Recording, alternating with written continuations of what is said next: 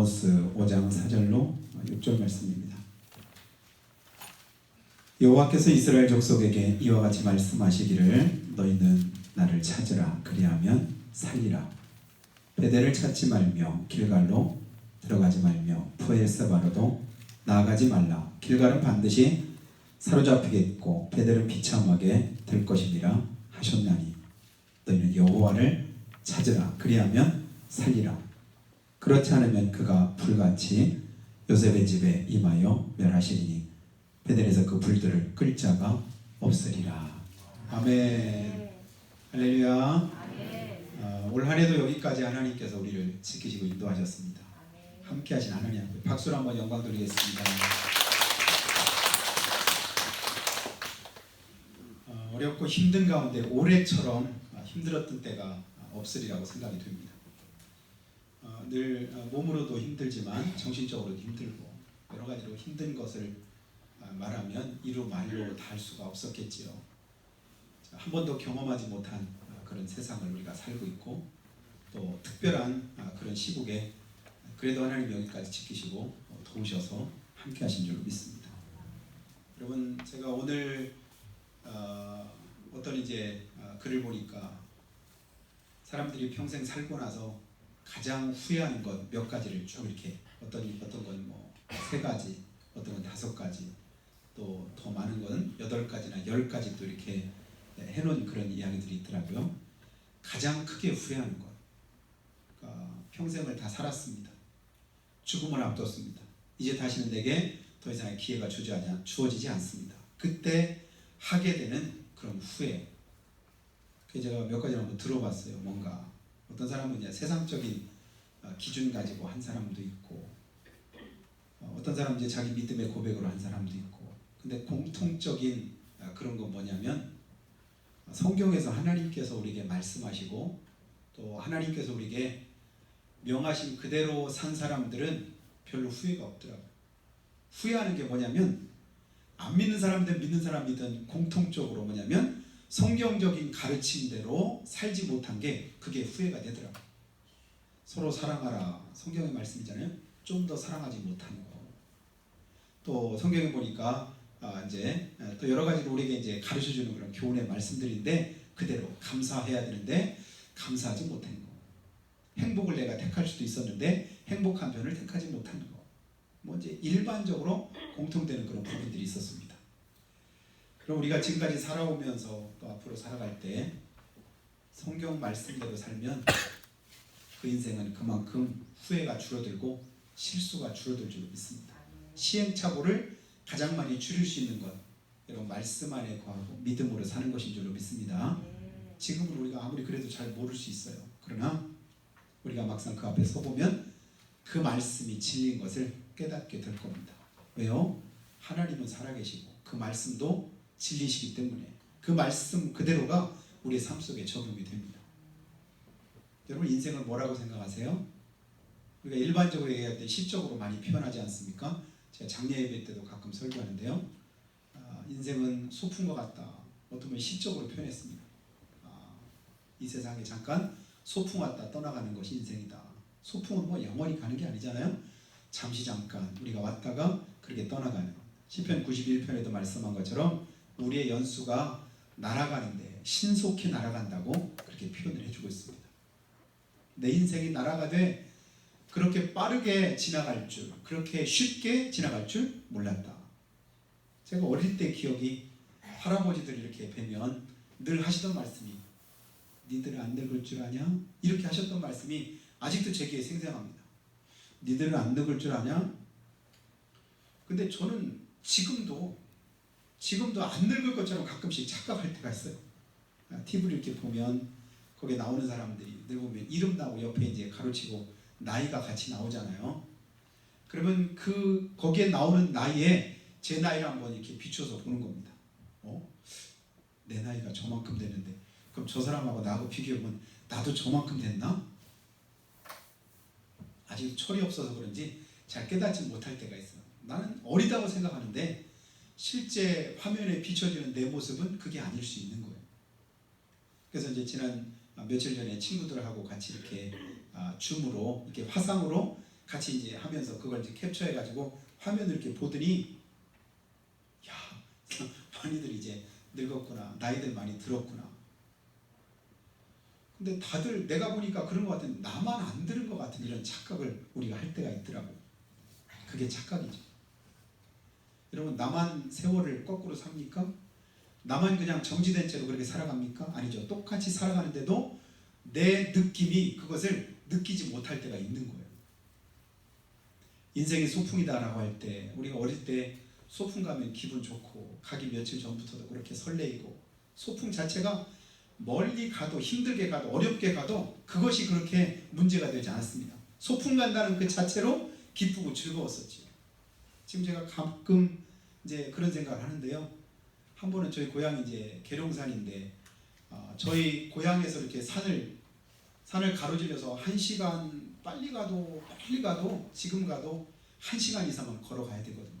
최소한 1시간 반, 2시간 정도 가야 되는 그 거리인데, 왕복으로 하면 4시간, 5시간 걸리잖아요. 거기를 1학년부터 6학년까지 전교생이 동학사로 들어갈 때 오른편이 저희 고향이라 했죠. 거꾸로 뒤로 이제 서쪽으로 넘어가는 거가 갑사입니다.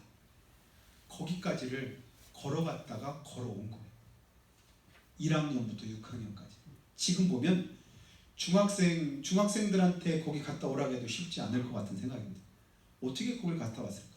근데 갔다 오다가 벌집 잘못 건드려가지고 막 그 벌 피해가지고 막 뛰어오고 그러던 것이 지금까지 벌써 한 40년 이상이 지났는데도 불구하고 제 머릿속에 생생합니다. 근데 어느덧 다 지나가 버렸습니다.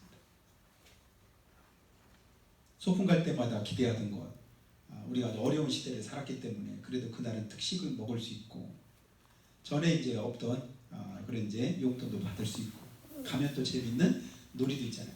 가면 빠지지 않던 거, 우리가 야외에 가서도 했던 거 있지 않습니까? 보물찾기 놀이 같은 거 하면 거기서 그래도 공책 몇 건 정도는 받아서 학용품으로 이제 보탬이 되고 그랬던 기억들이 있습니다.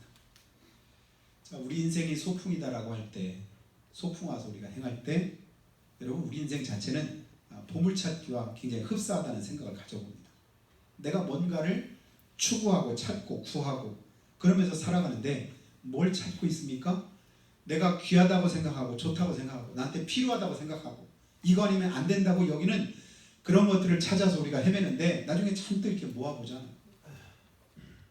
그것이 정말로 내 삶에 유익한 그런 것들도 있는가 하면 또 때로는 별로 내게 유익하지 못하고 쓰레기처럼 그냥 두고만 있다가 버려지는 그런 것들도 많이 있는 것을 봅니다. 제가 곰곰이 어릴 적을 생각해 보니까 방 한쪽 구통에다가 뭐냐면 내가 그동안 그냥 귀중하게 여기고 소중히 여기던 딱지라든가 뭐 이런 것들, 어릴 때 좋다고 여기던 그런 것들 잔뜩 쌓아놓고, 그러니까 어느 날 보면 그게 없어졌어. 왜 없어졌나 봤더니 그걸 어머니가 몰래 갖다가 이제 그걸 아궁이에다가 불쏘시개를 쓴 거예요. 딱지 같은 거 갖다가. 내가 볼 때는 보물 같고 소중한데 어른들이 볼 때는 그건 하찮은 그냥 불쏘시개나 쓰레기 정도에 불과한 거예요. 그것 때문에 울고불고 속상해하고 그랬던 기억이 있는데, 지금은 별로 속상해하지 않습니다. 지금 제가 있는 방에 그때 가지고 있던 구슬이라든가 뭐 그때 이제 딱지라든가 이런 것들을 별로 가지고 있지는 않습니다.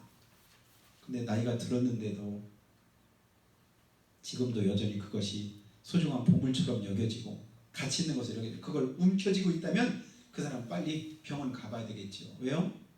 실제로 그게 가치 있는 게 아니거든요. 그때 한때 잠깐 가지고 놀다가 점점 자라면 아무것도 아니니까 버려둬야 될 그런 것들인데도 불구하고 우리는 여전히 지금도 거기에 매여 있다고 한다면 정신적으로 문제가 있는 겁니다.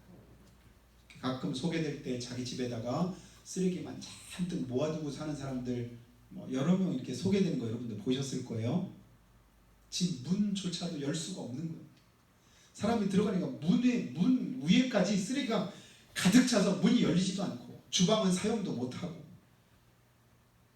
잘만한 공간도 안 돼서 쓰레기 간뜩 치우고 거기서 간신히 그냥 자고, 그러면서도 그 쓰레기를 버리지 못합니다. 왜 그럴까요? 쓰레기를 보물로 여기는 거예요. 진짜 보물이라면 괜찮은데 보물이 아닌데도 보물처럼 여긴다라고 할 때 그건 문제가 됩니다. 우리는 온전한 정신 가지고 지금 이야기하니까 다들 공감하면서 그래 맞아 이러잖아요. 그런데 똑같은 생각을 가지고 그렇게 살아간다고 한다면 내 인생 자체도 문제가 될 수 있지 않겠습니까? 우리가 이 땅 살아갈 때 여러분 우리에게 소중한 게 뭘까요? 가치 있는 게 뭘까요?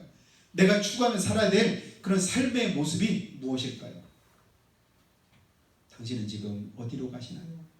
무지개를 찾아 헤매시나요? 돌고 도는 이 세상 속에서 우리가 찬송을 통해서 고백하잖아요. 무지개를 찾아 헤매시나요? 돌고 도는 세상. 그러면서 이제 매일 반복되는 그런 삶 속에서 뭔가 찾긴 찾는데 가면 갈수록 가도 계속 그 자리에 있는 무지개인 것처럼 손에 잡히지 않는 그런 삶을 우리가 살아갈 때가 얼마나 많습니까? 지난해도 지나갔고 10년 전도 지나갔고 20년 전도 지나갔고 올 한 해도 이제 다 지나가는데 근데 삶은 계속 다람쥐 쳇바퀴 돌듯이 우리가 반복하면서 실수와 잘못을 반복하며 살아가는 삶이라고 한다면 내 인생은 여전히 또 나중에 지나고 나서 후회할 수밖에 없는 그런 인생이 될 겁니다. 근데 오늘 우리 하나님께서 그렇게 후회하지 않도록 우리에게 이런 말씀을 주고 있습니다. 오늘 4절 보니까요, 여호와께서 이스라엘 족속에게 뭐라고 말씀하셔요? 이와 같이 말씀하시기를 너희는 나를 찾으라. 누구 찾으래요? 우리 하나님을 찾으랍니다. 왜요? 여러분 하나님이 보물이십니다. 하나님 우리의 전부십니다. 하나님 우리의 생명이십니다. 우리가 진짜 찾아야 될 가치 있고 소중한 분 우리의 하나님이신 줄로 믿습니다.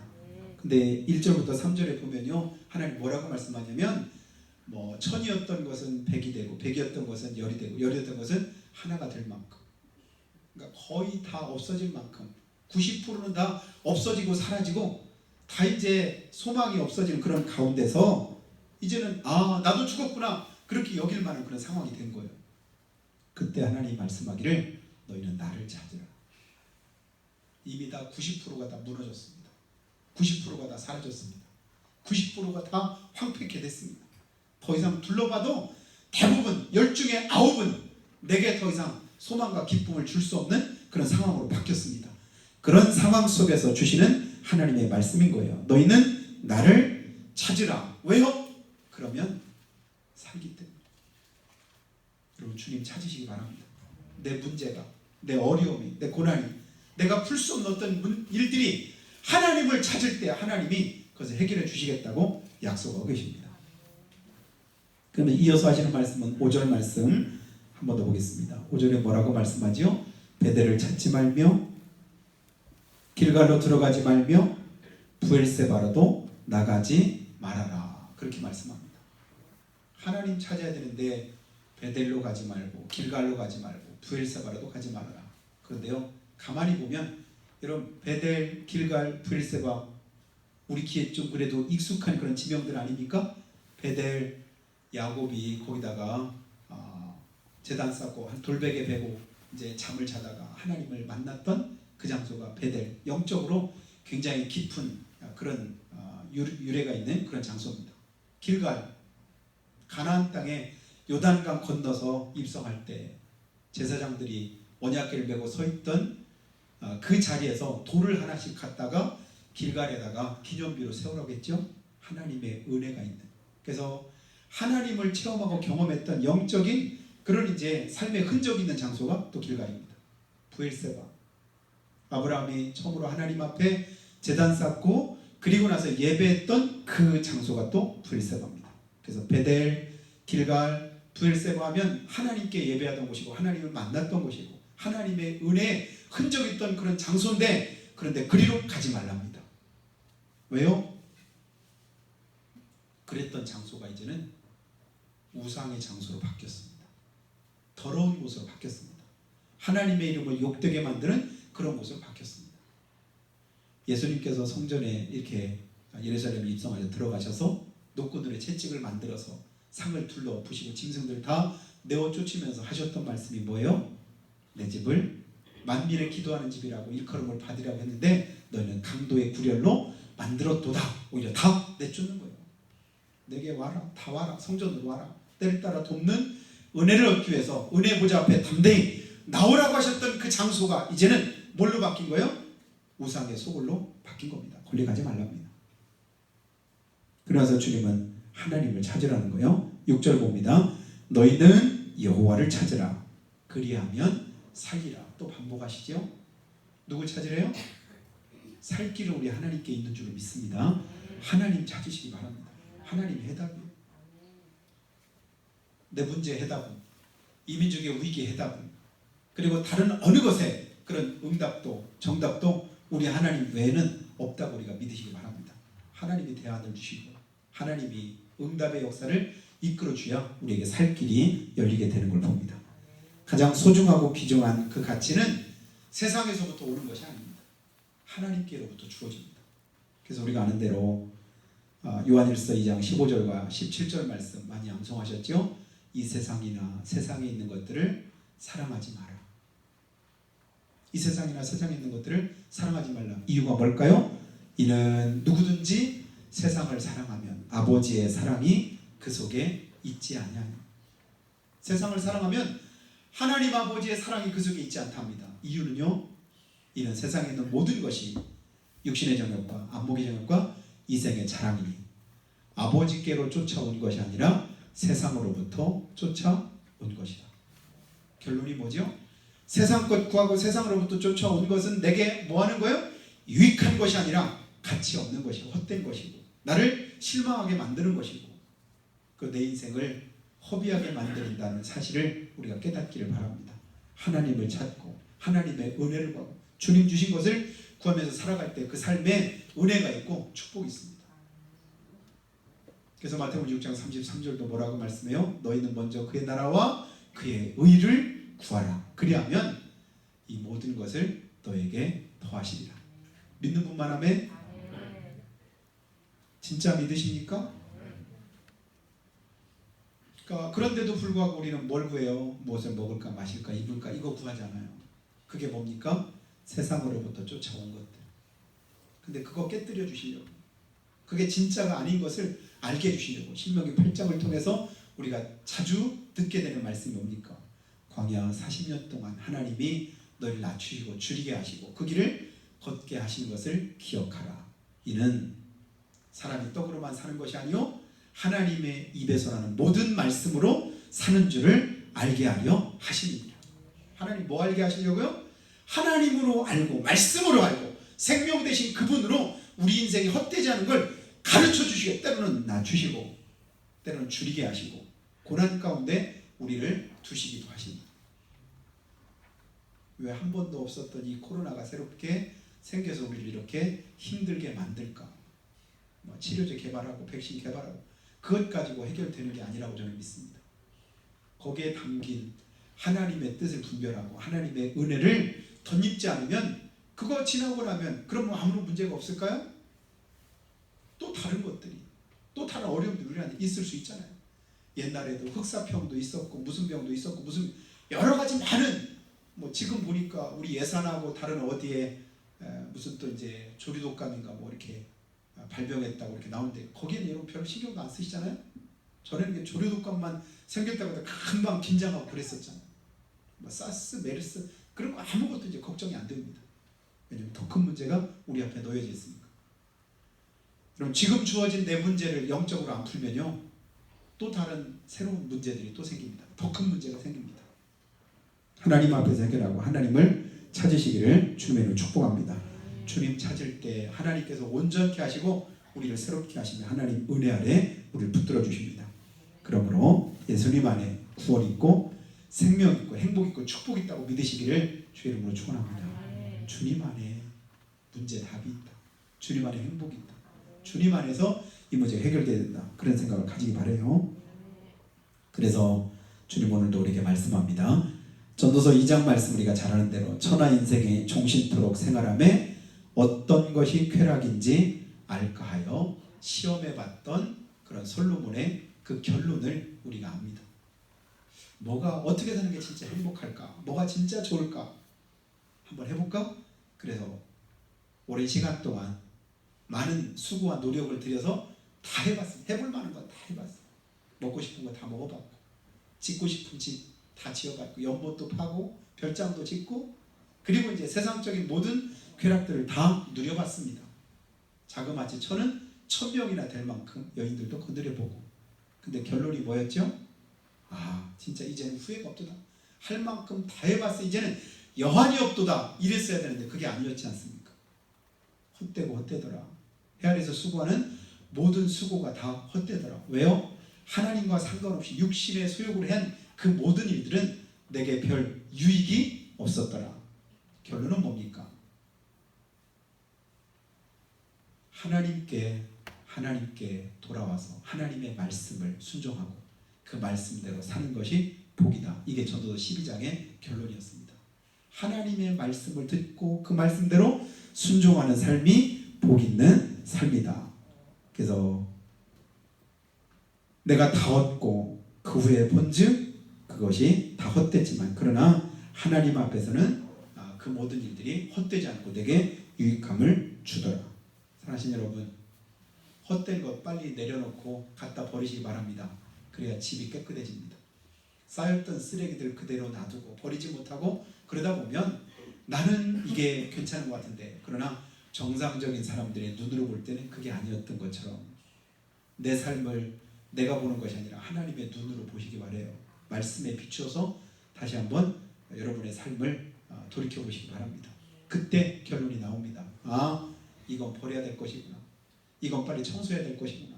이건 청산하지 않으면 내 삶이 지저분하겠구나. 여전히 냄새나겠구나. 다른 누군가에게 피해를 줄 수 있겠구나. 이런 사실들을 우리가 알게 됩니다. 말씀이 내 인생의 잣대가 되고 그 말씀이 내 삶을 비추는 거울이 될 때 내 인생이 하나님 앞에서 새로워지지요. 냄새나고 썩어질 것이고 헛된 것이고 무익한 것임에도 불구하고 거기에 여전히 내 마음이 다 있다고 한다면 이 시간 주님의 음성을 들으시기 바랍니다.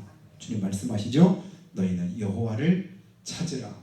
그리하면 살리라. 살기 위해서 행한 일들이 내 인생을 갉아먹습니다. 내 인생을 허비하게 만듭니다. 그리고 내가 하나님의 은혜의 자리에 있다고 하는 사실을 깨닫지 못하게 만듭니다.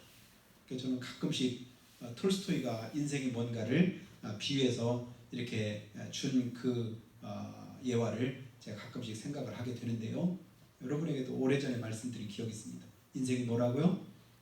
어떤 사람이 사자에게 쫓기다가 그 사자에게 막 쫓겨서 그냥 불이 나게 가다가 잘못해서 이제 낭떠러지 이렇게 떨어지는데, 그러니까 천길 낭떠러지로 떨어지다가 그래도 다행스럽게 낭떠러지 이렇게 떨어지다가 나뭇가지 이렇게 걸렸습니다. 그 나뭇가지를 꽉 붙잡고 있는데 이제 살았다. 근데 싶어서 위에를 봤더니 사자는 위에서 그냥 여전히 으르렁거리고 있고, 근데 그 나뭇가지를 검은지 흰지가 번갈아 가면서 갉아먹고 있더라. 근데 그 나뭇가지가 그 쥐에 의해서 다 갉아지면 어떻게 될까요? 나는 천길낭떠러 떨어져 죽을 수밖에 없지. 그러던 차 이거 큰일 났다 싶었는데 옆에 봤더니 거기에 벌이 이렇게 저장해 놓은 꿀이 있어서 그 꿀을 한번 찍어 먹어봤더니 그렇게 달고 맛있더라. 이야, 진짜 맛있다. 근데 그 꿀에 취해서 위에 사자가 있다는 것도 모르고 자기가 지금 천길 낭떠러지에 매달려 있다는 것도 모르고 여전히 흰쥐 검은쥐가 그 나뭇가지를 갉아먹고 있다는 사실도 잊어버린 채 지금 뭐에 취해 있는 거예요? 꿀맛에 취해 있는. 이게 인생이다 이렇게 표현했습니다. 원수마귀는 지금도 우는 사자와 같이 두루다니며 산길자를 찾습니다. 그리고 지금도 밤낮, 그러니까 흰쥐는 낮을 상징하고 검은쥐는 밤을 상징합니다. 밤낮, 그게 뭐예요? 세월 가면 점점 이 나뭇가지가 줄어듭니다. 그러면 그 다 줄어들면 결국은 낭떠러지에 떨어져서 그 삶이 끝나고 맙니다. 그런데도 그 사실을 우리가 잊어버리고 살 때가 있는 거예요. 뭐 때문에? 세상 맛에 취해서. 여러분, 그 세상 맛을 예수 믿는 맛으로 바꾸시기를 축복합니다. 예수 믿는 맛에 취해야 내 인생이 헛되지 않습니다. 그 주어진 삶을 우리가 값지게 지낼 수 있고 그 주어진 시간 동안 하나님의 뜻을 분별해서 하나님이 기뻐하시는 삶을 살 수 있습니다.